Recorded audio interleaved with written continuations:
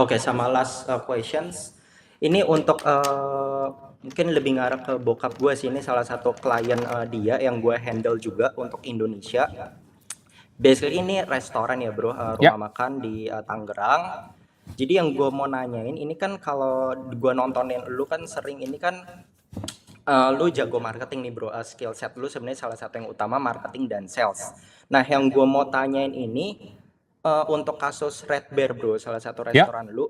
Waktu itu gue mau makan, sebenarnya gue mau makan ternyata udah tutup gitu. ya, Nah kalau dari yang gue lihat ini kan produknya lu enak nih, udah pasti bagus segala ya. macem, operasional segala macem, menurut gue aman juga dan lu master of marketing sama sales kayak gitu. Tapi kenapa yang ngebuat lu bisnisnya itu tutup dan lu nggak kepikiran untuk lanjutin? Bukannya basically lu tinggal ngeblast di sosial media lu gitu, itu akan bisa jadi rame lagi gitu sih bro. Oke.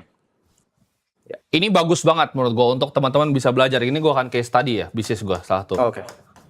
Ini bukan bisa, ini iseng-iseng lah. Karena waktu itu gue sama teman-teman ngumpul pengen punya restoran yang dekat rumah gue, kita bisa makan bareng gitu malam-malam.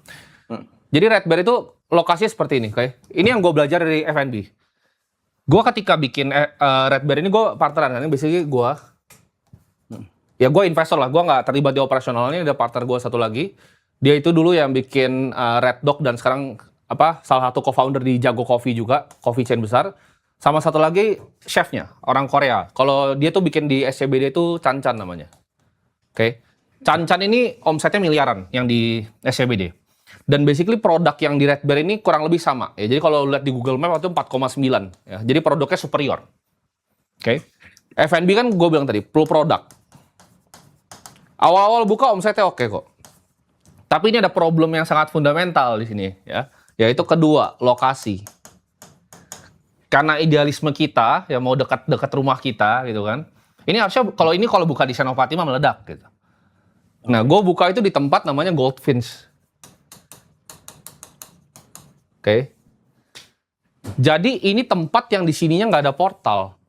Ketika orang putar balik di sini, dia pasang, ini setelah gue buka gitu, dia pasang lampu merah di sini. Oke, jadi ini trafficnya heavy. Ini ada banyak restoran lain, ini nggak ada yang bisa masuk mobilnya ke sini. Dan akibatnya apa? Parkirannya sempit sekali. Setiap seminggu sekali, itu ada basically bukan tabrakan, tapi kayak mobil orang baret di depan situ. Jadi orang ketika udah parkir, itu nggak bisa keluar. Jadi banyak yang udah parkir situ, pulangnya naik Grab. Mobilnya tinggal lama besok, dan itu kan experience yang sangat nggak enak. Oke. Dan ini gue coba ngomongin juga ke pihak Paramount waktu itu untuk yuk, bikin dong portal kayak gitu. Nggak, mereka nggak mau bikin. Jadi ini purely menurut gue mistake di lokasi. Karena returning customer kita 80-90%. Ini balik, dan kalau lu ke depannya Red Bear dari dulu, itu bahkan sebelah itu pada nanya, kita pindah ya gitu. Pindah ya Pak? Enggak, gue bilang tutup gitu. Pada nanya pindah atau enggak gitu. Karena setiap kali mereka lihat, kita yang paling ramai dari semuanya. Tapi problemnya adalah lokasi ya. Lokasinya itu penting sekali di dalam sebuah F&B gitu. Oke, noted. Ya, so far itu dulu sih bro pertanyaannya. Thank you so much bro, sukses terus. Oke. Thank you. Yuk.